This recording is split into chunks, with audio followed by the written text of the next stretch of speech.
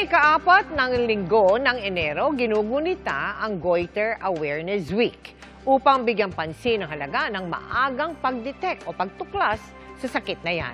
Gayun din ang wastong pagkain at nutrisyon. Ang GMA Kapuso Foundation nagsagawa ng libreng screening at may mga papaoperahan din. Halos 11 taon nang ininda ni Jeveline ang malaking bukol sa leeg dahil sa bosyo o goiter.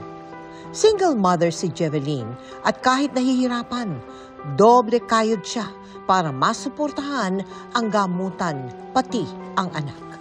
Sa umaga, assistant siya sa dental clinic at sa hapon, umi-extra bilang masahista. Po nitong year na dumating, napansin ko na po yung mga pagbabago. Parang nag-a-active na siya. Nahihirapan po ako sa paghinga. Tapos, ang tulog ko po, medyo na ako sa pagtulog dun pa putol-putol.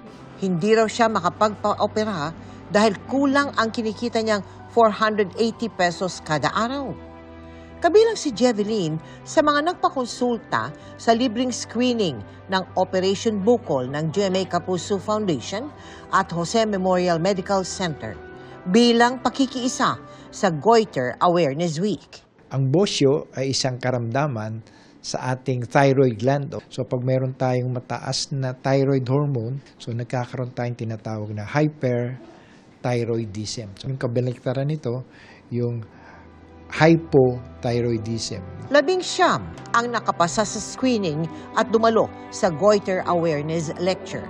Ayon sa doktor, nakakatulong ang pagkain na mayaman sa iodine gaya ng mga seafood, gumamit ng iodized salt, at magpatingin sa doktor kung makaramdam ng sintomas. Iodine deficiency, hereditary, no? So pwedeng galing sa nanay natin, tatay natin. Pwedeng spontaneous lang yan. Nasa schedule na sa Jose Reyes Memorial Medical Center ang operasyon ng mga pasyente.